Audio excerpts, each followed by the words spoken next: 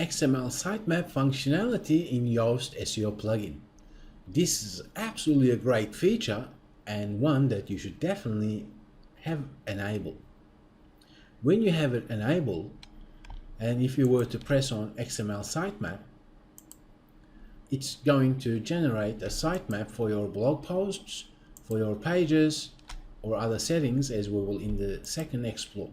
And this is what XML sitemap file Yoast generates for you. And these are for the pages. Now, why are these important? They are important because when you add your site to Google, you can then select sitemaps, add and test a sitemap. Then you would simply grab this portion for your blog posts and place it after your domain URL. First, test it to see how it's going, analyze it. If all is great, then submit your blog post sitemap. These are all to do with your blog posts. Furthermore, page sitemaps are also very important. So therefore, we should also test and then analyze. If all is great, submit page sitemap at minimum. So let's explore user sitemaps here.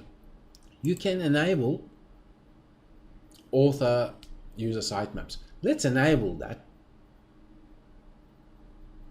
And let's save changes, because I'd like to show you what happens when we do that. As we saw here, the main sitemap file, which branches out to different parts of our WordPress site. Let's refresh that page now to see that Yoast SEO plugin all of a sudden added another sitemap. So that may definitely be of interest to you, but for my particular setup, I'd like to have that disabled.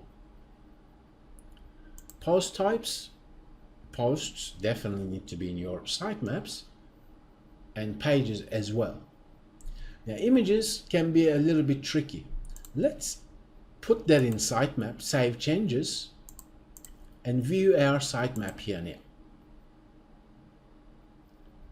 Now we have attachment sitemap.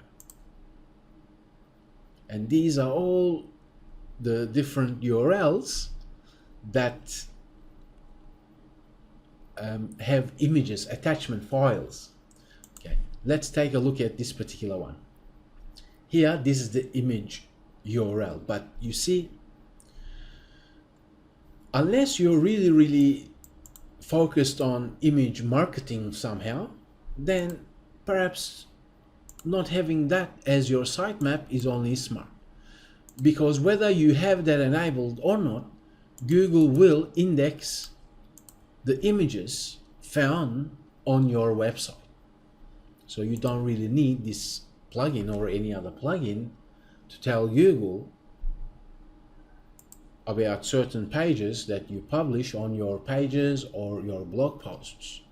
But nonetheless, that option is there for you. You may like to use it, as in place that in your sitemap file. I'd like to not have it in the sitemap, but as I've said, it's totally up to you. Excluded posts. Now, this is actually a smart feature.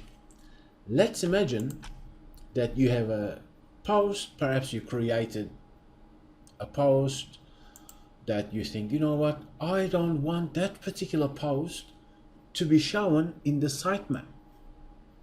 So let's edit this particular one, because I'll show you where you can find the ID of a particular post that you have. Let's copy that ID.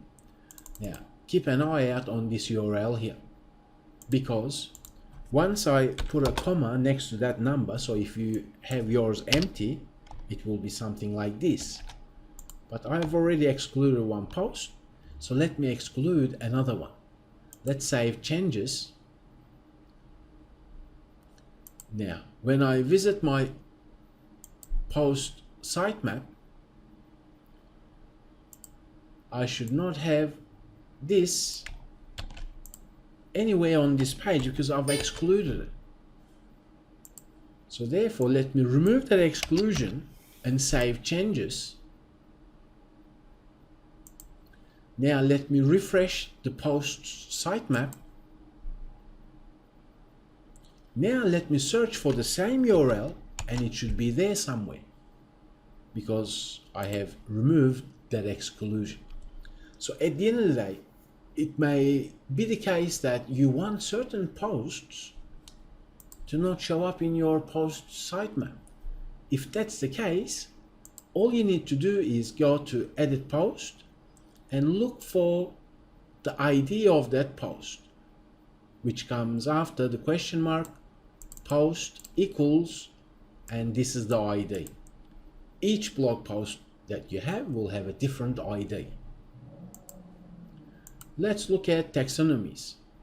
Here, depending on the theme that you're using, you may end up seeing many different things here. If you're using WooCommerce, for example, you may have product sitemap, as in product sections for your WooCommerce site. Then you may like to have certain parts of your WordPress site to be shown in the sitemap index.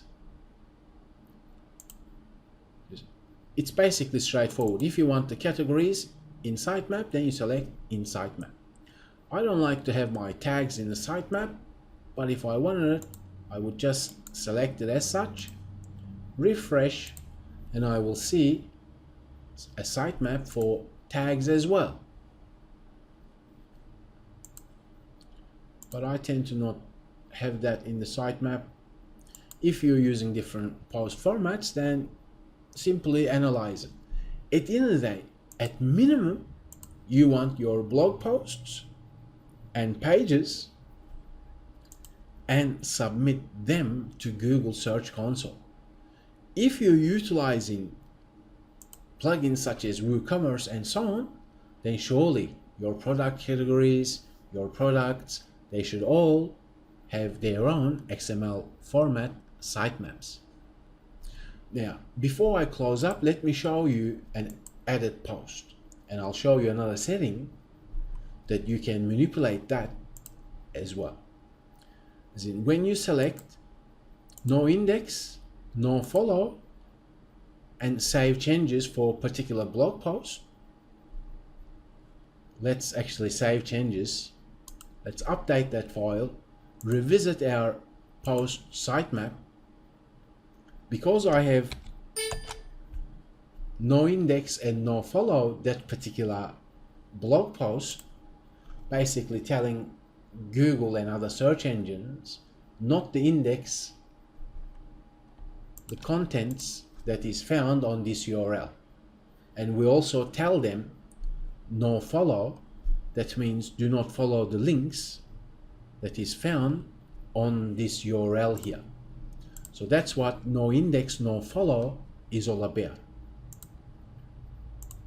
But I'll revert back because I want Google to index and also follow the links found on this particular blog post. XML Sitemaps is all about that.